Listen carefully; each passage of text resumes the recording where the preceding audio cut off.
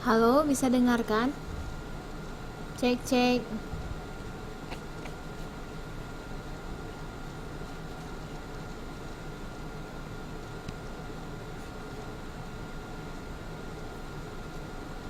Oke. Nah, sekarang kita mulai kelas kita. Seperti kemarin kan kita udah sepakat kalau misalnya malam ini malam pertemuan terakhir kita kan. Semua bisa dengar kan?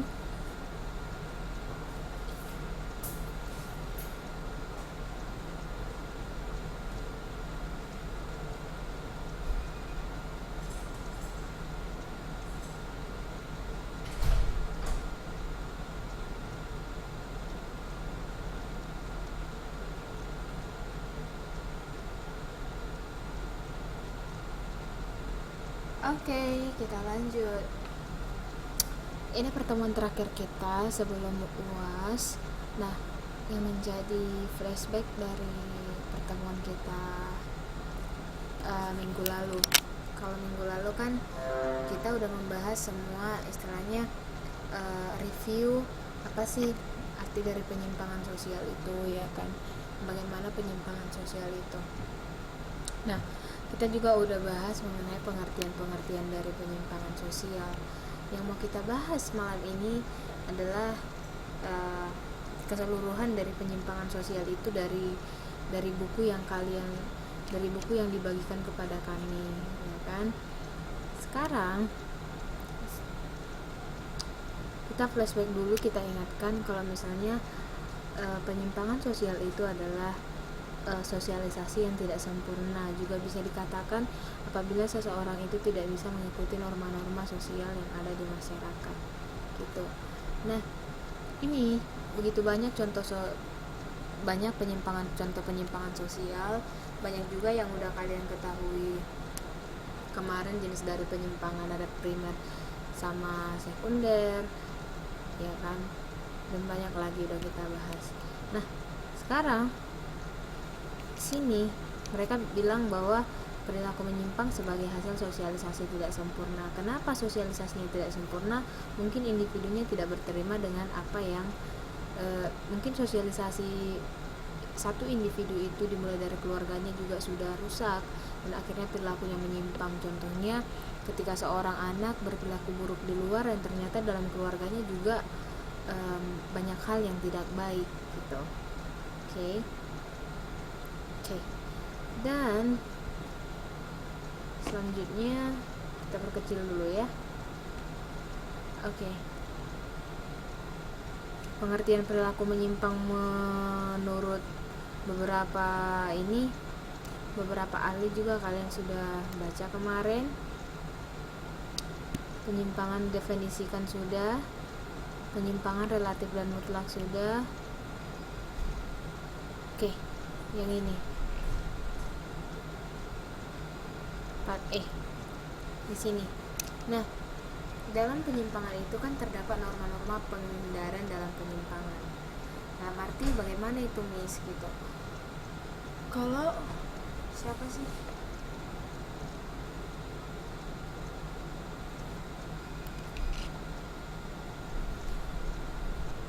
Sebentar.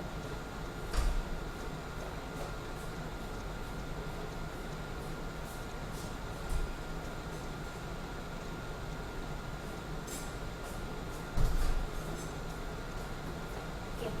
Jadi kita lanjut. Nah, katanya terdapat norma-norma penghindaran dan penyimpangan. Kalau misalnya di satu area itu kan ada adatnya, ada aturannya, norma-norma yang melarang perbuatan yang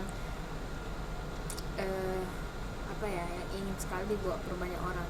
Nah, banyak penghindaran akan muncul. Contohnya norma penghindaran itu seperti ini. Karena orang sudah sering melakukannya, maka banyak orang melakukannya, maka orang-orang pada udah mengerti gitu. Contohnya apa itu? Gosip gitu. Gosip itu kan sebenarnya penyimpangan. Nah, tapi karena orang sudah banyak gitu kan melakukannya, itu udah jadi ya mereka tidak menentang nilai-nilai gitu. Istilahnya aku nggak ngerugiin dia kok, aku cuma menggosip gitu. Nah, orang jadi berpikir bahwa itu satu hal yang wajar gitu. Jadi norma-norma penghindaran masyarakat ini eh, contohnya mengendarai kendaraan di luar batas maksimum, itu kan sebenarnya penyimpangan, tapi orang sudah menjadi udahlah ngerti gitu. Dia menjadi punya, maksudnya yang tidak seharusnya menjadi toleransi gitu. Maksudnya itu jadi hal yang biasa padahal itu melakukan pelanggaran gitu. Nah, contohnya lagi muatan truk yang berlebihan atau tidak pakai seat belt di dalam mobil, itu juga salah satu pelanggaran. Tapi penyimpangan itu udah jadi udah hal biasa tuh, udah nggak aneh lagi, itu udah hal biasa gitu. Gitulah kira-kira pengertian dari terdapat norma-norma penghindaran dalam penyimpangan yang menyebabkan perilaku menyimpang itu. Tapi itu semakin marak ya kan, semakin sering ditoleransi, kejahatan itu akan semakin banyak. Nah, bagaimana dengan penyimpangan sosial yang bersifat adaptif? Kita lihat apa pengertiannya ini. Oke, kenapa dengan Mbak itu sakit ya?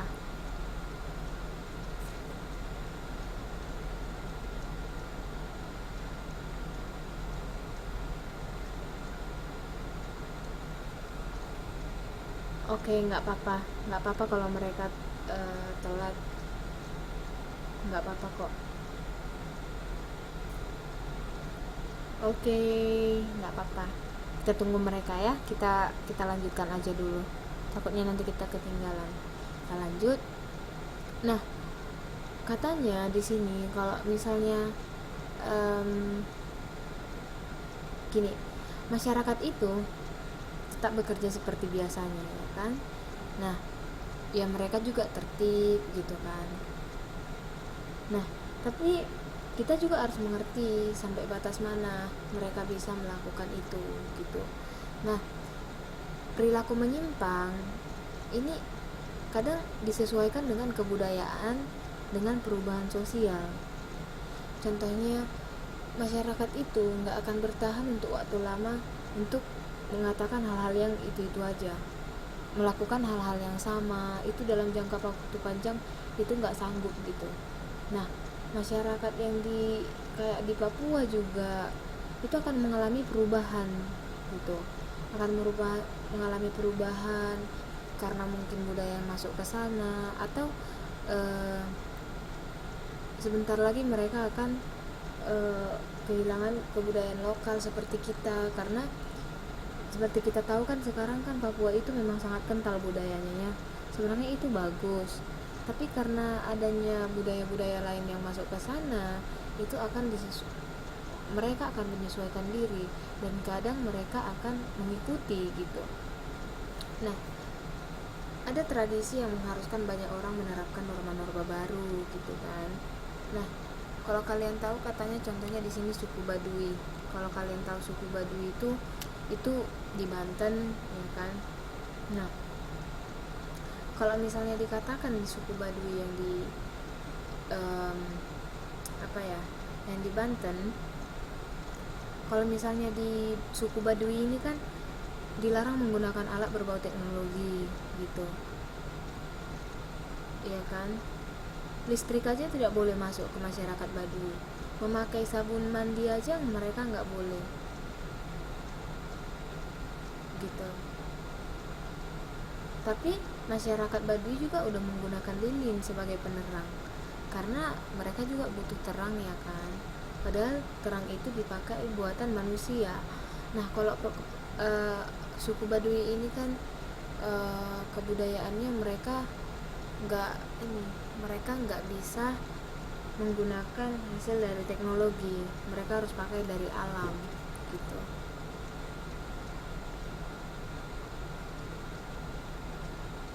Itu sebabnya. Tapi sekarang banyak sebagian dari suku Baduy udah mau pakai lilin gitu. Itu dia. Nah, kemarin kita nggak ada bahas mengenai teori-teori pelaku menyimpang. malam ini kita mau bahas teori perilaku menyimpang ini secara cepat aja. Nah, kalau teori-teori perilaku menyimpang ini, contoh itu ada teori differential association dari Edwin H. Sutherland. Gini, kalau misalnya seseorang itu melakukan satu penyimpangan, itu maksudnya terdiferensiasi dalam arti diturunkan gitu. Jadi perilaku yang menyimpang itu kadang disebabkan oleh kelompoknya, maksudnya kawan-kawannya, diturunkan dari kawan-kawannya. Jadi kalau misalnya penyimpangan itu ada, berarti ada yang dulu juga sudah pernah menyimpang. Makanya kalau misalnya dikatakan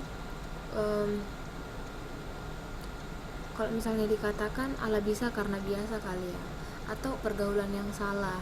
Nah, akhirnya pergaulannya itu menurunkan perilaku itu kepadanya. Gitu. Oke. Nah, semakin lama mereka berkawan, semakin tinggi mereka akan menjadi pecandu, ya kan? Dan pecandu ini juga akan berinteraksi dengan orang lain dan akan menurunkan penyimpangan itu juga kepada orang yang lain. Jadi dia seperti berantai gitu. Tapi teori diferensial ini yang lebih menekankan kepada bagaimana penyimpangan itu diturunkan dari lingkungannya, karena hubungannya dengan yang lain. Jadi diturunkan kepada dirinya, dia juga akan menurunkan kepada orang lain. Jadi penyimpangan itu hubungan terdiferensiasi gitu. Nah, kalau teori labeling ini contohnya seperti orang gitu. Kita nggak boleh bilang sama orang, kok misalnya teori labeling dari Edwin ini bilangnya awalnya dia melakukan penyimpangan primer. Masih ingat kan kemarin saya katakan ada primary deviation, ada secondary deviation. Itu penyimpangan primer sama sekunder.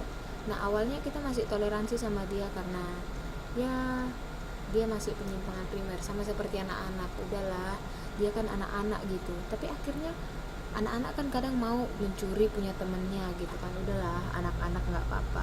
Tapi akhir-akhirnya kan dia akan jadi pencuri, bahkan perampok gitu. Tapi kita nggak boleh memberikan label sama anak gitu, pencuri gitu. Akhirnya dia akan menjadi pencuri. Itu makanya ucapkanlah yang baik, maka akan baik pula yang datang gitu. Oke. Nah, kalau teori Merton ini lebih ke cara adaptasi individu kepada situasi gitu. Nah, pelaku misalnya ada 4 di sini ya kan, 4 perilaku ya kan, menghadapi situasi dalam perilaku menyimpang. Nah, konformitas ini perilaku yang mengikuti tujuan ditentukan masyarakat, dan mereka mengikuti apa yang masyarakat buat untuk mencapai tujuan. Kalau inovasi, dia satu cara perilaku menyimpang itu mengikuti tujuan yang ditentukan masyarakat, tapi memakai cara yang dilarang oleh masyarakat. Nah, kalau ritualisme ini gimana ya? Dia meninggalkan tujuan budayanya, tapi dia tetap berpegang pada cara-cara yang telah digariskan masyarakat. Gitu. Jadi awalnya kan dia punya budaya ya kan. Nah, tapi dia meninggalkan tujuan dari budaya itu, tapi dia masih berpegang sama cara-cara yang telah digariskan masyarakat. Cara-cara yang digariskan masyarakat itu gimana maksudnya nih? Cara-cara yang dibiasakan masyarakat gitu, dilumrahkan sama masyarakat. Bagaimana dengan ritualism? Ini bentuk adaptasi ritualism ini, perilaku seseorang itu nggak mengikuti tujuan budaya. Kalau ritualisme kan tadi kan dia sudah meninggalkan, ya kan? Dia meninggalkan tapi tetap berpegang pada cara-cara yang digariskan masyarakat. Nah, kalau retrialisme ini, seseorang itu nggak mengikuti budaya juga nggak mengikuti cara meraih tujuan budaya itu gitu. Ini seperti apa ya, kalau retrialisme ini cocoknya dibawa ke panti rehabilitasi.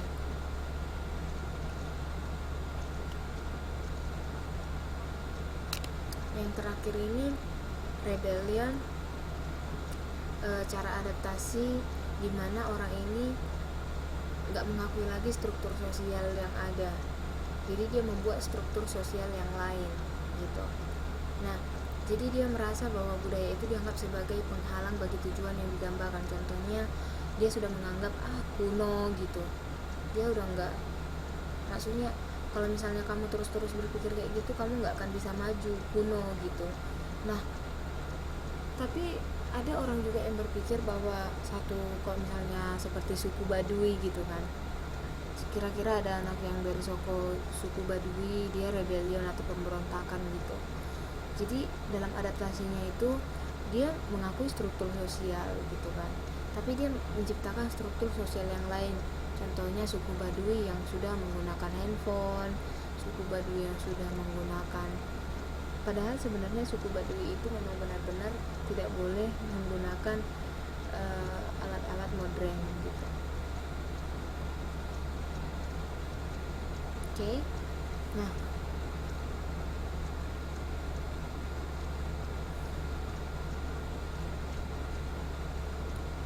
teori fungsi dari Durkheim, keseragaman dalam kesadaran moral. Jadi semua anggota masyarakat ini tidak dimungkinkan tiap individu berbeda dengan satu yang lain. Ini. Jadi ada yang mempengaruhi, contohnya faktor keturunan, lingkungan fisik, lingkungan sosial, gitu kan. Jadi si Durkheim ini bilang, teori fungsi ini bilang kalau kejahatan itu perlu di masyarakat. Jadi kok misalnya ada kejahatan, kita bisa berkembang secara moralitas dan hukum gitu. Jadi kalau misalnya nggak ada pelanggaran, moralitas dan hukum itu nggak berkembang gitu. Jadi inilah kadang yang masuknya gini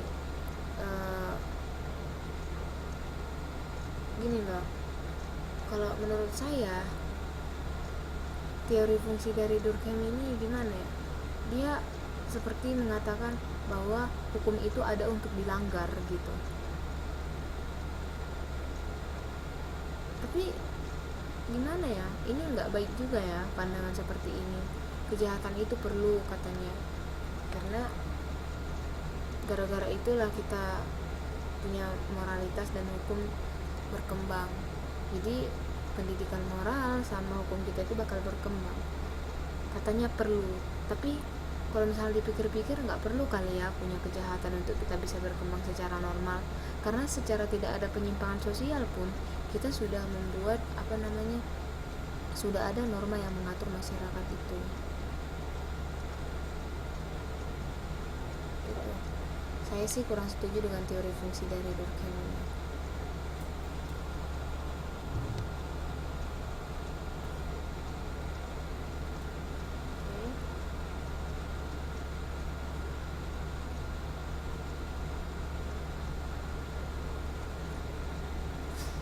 Nah, bagaimana dengan teori konflik dari Karl Marx? Karl Marx ini terkenal ya. Gini, dia bilang kalau misalnya kejahatan itu berkaitan erat dengan perkembangan kapitalisme. Gini, jadi pandangan si Karl Marx ini,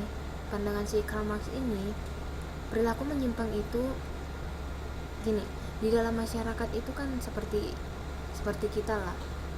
Ada kelompok-kelompok yang berkuasa ya kan dalam masyarakat gitu kan.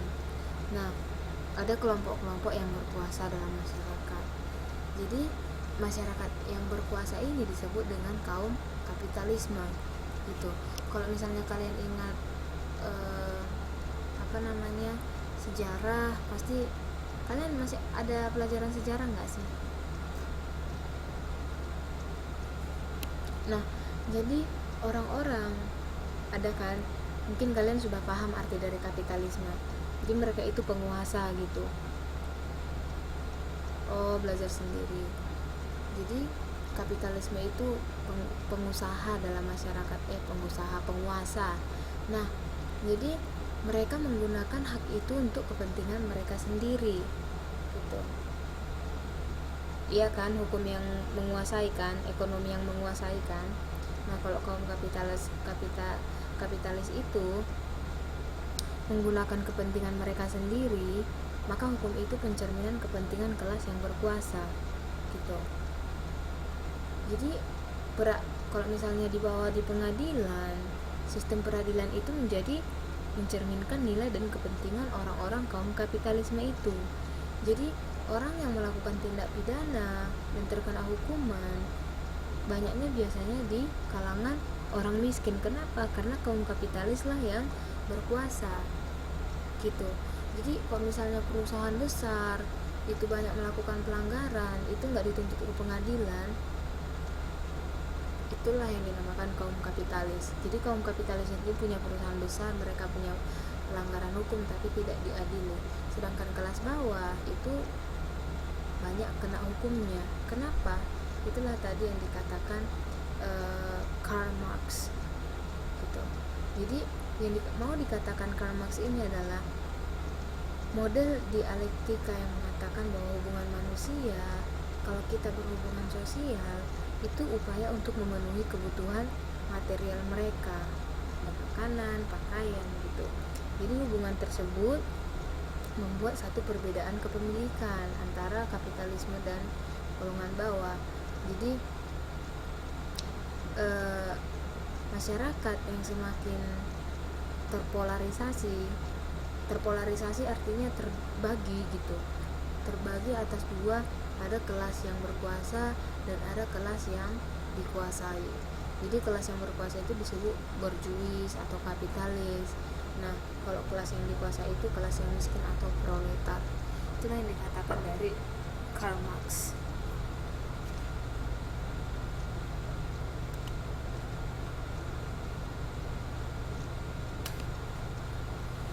Kalau kata Karl Marx ini ada dua teori yang pro dan kontra, teori konflik budaya. Jadi di dalam masyarakat kita kan punya agama, punya kebangsaan, punya kedaerahan, punya etnik gitu. Nah, ketika kita punya nilai etnis, agama, kebangsaan, kita punya nilai-nilai gitu, ya kan? Tapi itu jadi mengurangi kemungkinan timbulnya kesepakatan nilai. Kenapa? Karena kita punya sejumlah kebudayaan khusus gitu. Jadi norma-norma yang ada kadang kan saling bertentangan. Misalnya yang bersumber dari kebudayaan khusus berbeda dengan kondisi yang tidak adanya norma. Jadi normal budaya yang dominan itu dijadikan sebagai hukum tertulis. Jadi orang lain dalam kebudayaan lain bisa dianggap orang jahat gitu. Budaya kelas sosial rendah bertentangan dengan norma dominan yang sebagian besar merupakan norma kelas sosial menengah. Jadi kalau misalnya kelas yang rendah, berkonfliklah dia dengan moralitas konvensional. Ini sebenarnya lebih ke konflik norma gitu. Karena kita kan punya beda kebudayaan khusus, pasti beda norma-norma yang ada nilainya. Tapi para tenaga kerja wanita Indonesia sering mendapatkan perilaku diskriminatif gitu kan. Jadi contohnya ini cerita tentang diskriminatif sih. Jadi mereka membedakan. Contohnya di sini dibuat misalnya para tenaga kerja wanita di Indonesia sering mendapatkan perilaku yang diskriminatif dari pihak-pihak tertentu seperti di terminal pemberangkatan yang dibedakan dari penumpang lain. Padahal tujuannya sama, seharusnya itu tidak dibuat perbedaan gitu.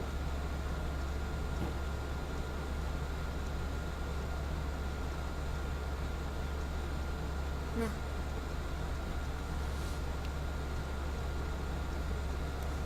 kalau teori konflik sosial ini mereka menolak model kesepakatan pada masyarakat yang stabil gitu. Jadi konflik itu bukanlah kesepakatan nilai.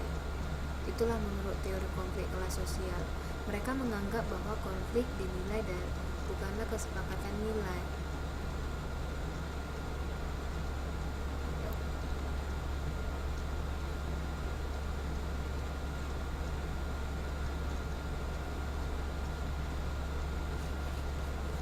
Oke.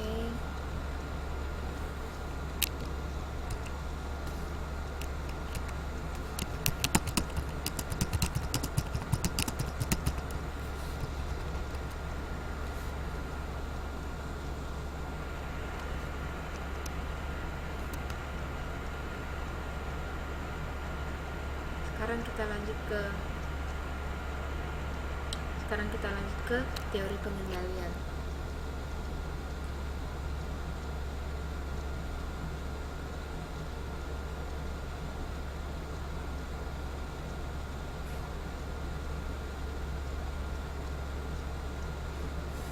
Di dalam teori pengendalian ini ada 4 hal yang mengikat individu terhadap norma masyarakatnya. Nah, sementara orang menyesuaikan diri dengan nilai dominan karena adanya pengendalian dari dalam maupun dari luar. Bagaimana itu dikatakan pengendalian dari dalam ini? Itu norma yang dihayati dan dinilai dipelajari seseorang. Kita mempelajari norma-norma itu. Kalau misalnya yang dari luar itu feedback dari sosial kita terhadap tindakan kita dan sanksi hukuman terhadap tindakan penyimpangan. Itulah yang dari luar gitu. Nah, sanksi hukuman terhadap tindakan terhadap penyimpangan itu pun merupakan pengendalian dari luar. Nah, kalau dalam masyarakat konvensional katanya ada 4 yang menilai individu terhadap norma masyarakat. Ada kepercayaan, ini dihayati berarti dia dari dalam, ketanggapan, keterikatan, keterlibatan. Teori pengendalian. Kalian bisa baca di buku tentang itu. Kita harus cepat soalnya.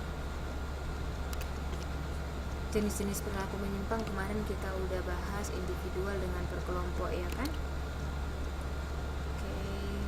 Bentuk-bentuk penyimpangan juga kemarin kita sudah bahas.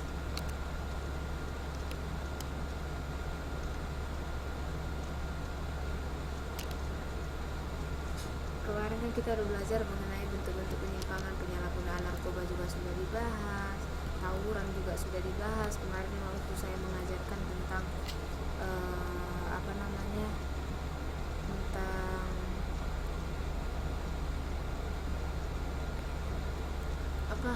saya lupa, tentang penyimpangan juga. Itu kemarin kita belajar di pertemuan minggu lalu. Tawuran, alkoholisme, minum-minuman keras, itu kita bahas contoh-contoh dari penyimpangan.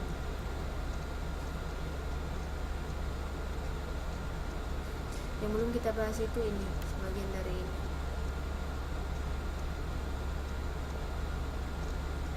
Nah, white collar crime, kejahatan oleh orang yang mempunyai status tinggi. Nah, kemarin kita juga sudah bahas mengenai korupsi, iya kan? Dan kalian juga sudah memberikan ide tentang korupsi, bagaimana mengatasi korupsi, apa pendapat kalian tentang korupsi. Nah, katanya nih, kalau di white collar crime ini orang-orang yang melakukan kejahatan dengan korupsi. Orang-orang statusnya tinggi, statusnya terpandang, tapi mereka korupsi. Gitu.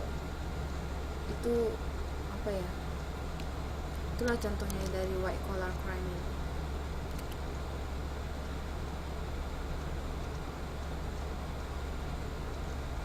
Nah, di sini ada studi case. Ini menarik ya bukunya ya. Dimana kita harus melakukan pengamatan terhadap masyarakat tanpa memandang perbedaan sosial ekonomi gitu, yang sering melakukan tindakan penyimpangan, mabuk-mabukan, mencuri, berkelahi, dan sebagainya di lingkungan tempat tinggal kalian. Nah, menurut analisis kalian, faktor apa yang menyebabkan terjadinya perilaku menyimpang berdasarkan teori perilaku menyimpang yang telah kalian pelajari? Jadi, kalau misalnya kita kan sudah belajar teori penyimpangan gitu kan. Kalau misalnya kalian mau observasi di lingkungan masyarakat, kalian harus tahu, oh itu teori perilaku menyimpang yang ini gitu. Tapi kalian ingat ya, tidak membedakan perbedaan sosialnya dari segi ekonominya.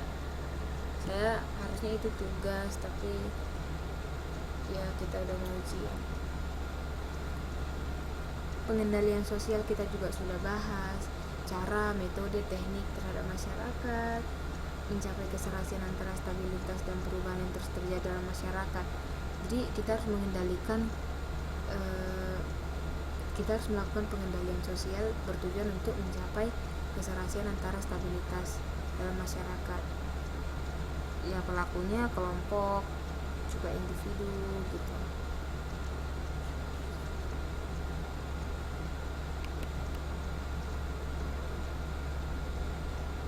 Fungsi dari pengendalian sosial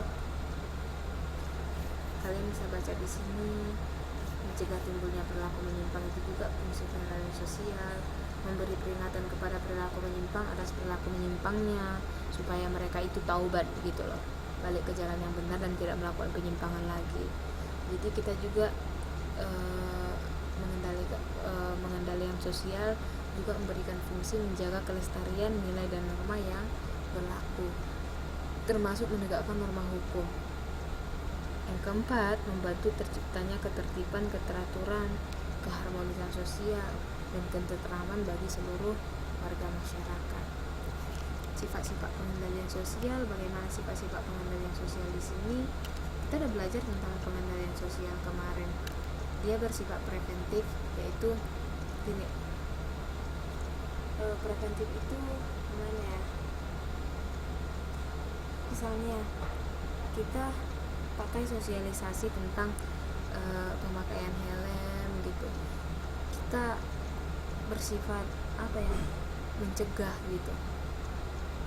Jadi contohnya sebelum melakukan pelanggaran kan, supaya orang berkendara atau tidak merokok, kita bilang merokok bisa menyebabkan penyakit. Kita bisa buat iklan-iklan yang membuat mereka berubah pikiran supaya mereka tidak melakukan penyimpangan. Contohnya jangan melanggar lalu lintas, karena melanggar lalu lintas itu membahayakan diri sendiri juga. Terus banyak lagi, contohnya jangan menggunakan narkoba merusak masa depan kita. Itu sih yang bersifat preventif. Nah, kalau bersifat represif ini, kalau misalnya seseorang yang ini kan preventif kan, mencegah. Kalau represif ini udah terjadi pelanggarannya gitu, bagaimana untuk mengembalikan keserasian yang terganggu itu? Otomatis kalau sudah melakukan pelanggaran, dia pasti sudah udah melakukan pelanggaran gitu. Jadi kita harus melakukan pengendalian sosial. Jadi kita kasih sanksi. Contohnya kalau dia melanggar helm, contohnya ditahan di kantor polisi dulu gitu, ditilang, disidang ya kan, dibayar denda atau hukuman yang lain. Contohnya bandar narkoba dihukum mati. Itu sifat-sifat yang bersifat represif. Dan banyak lagi pengendalian sosial gabungan. Ada yang persuasif, jadi nggak paksaan. Contohnya tadi membuat iklan gitu. Itu bersifat mengajak supaya jangan merokok gitu. Itu sifatnya persuasif. Ada pengendalian sosial yang sifatnya paksaan. Dia dilakukan dengan cara kekerasan gitu. Jadi kompulsi ini gini, seseorang harus mentaati peraturan apapun ceritanya, dan mereka harus menghasilkan kepatuhan yang sifatnya tidak langsung. contohnya hukuman penjara, hukuman mati, supaya orang itu tidak melakukan tindakan menyimpang lagi. Contohnya karena mengapakan narkoba, ya supaya orang itu tidak melakukan menyimpang lagi, dibuat hukuman penjara atau hukuman mati. Ini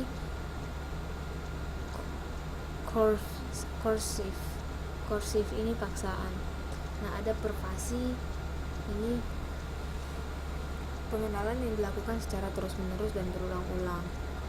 Jadi orang itu supaya sadar, ya kan? Jadi dilakukan pengenalan secara terus berulang-ulang supaya orang itu tobat dan perbuatannya itu menjadi lebih baik. Jadi dilakukanlah konseling.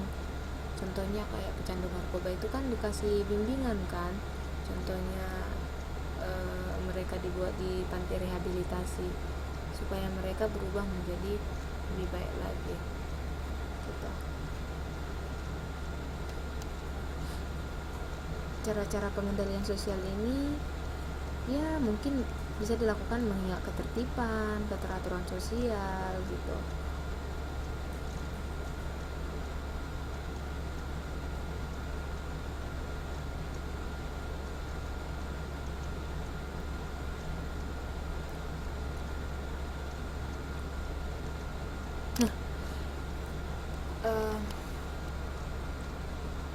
Lembaga pengadilan ini, lembaga pengadilan, lembaga adat, ini akan dibahas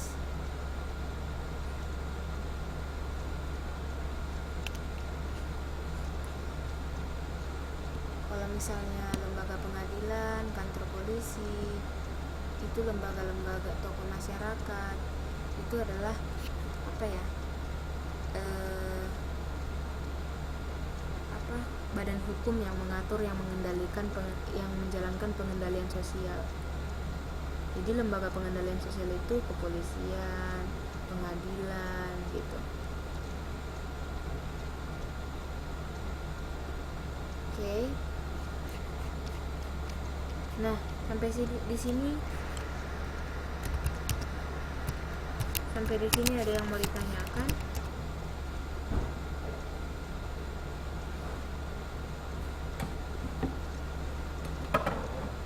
Ada yang mau ditanyakan nggak?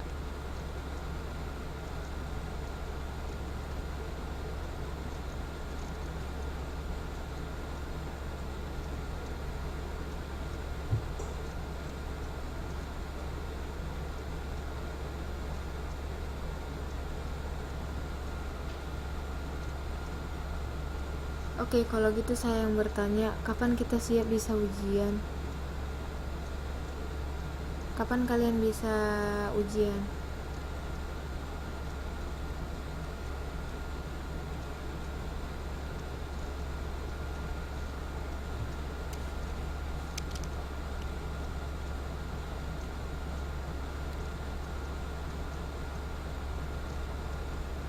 Iya, ujian akhir semester.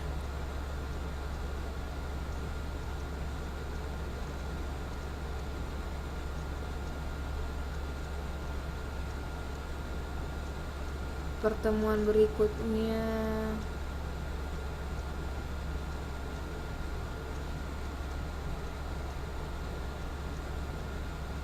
Oke, minggu depan kita ujian ya. Biasanya ujiannya bentuknya seperti apa dari guru yang lain?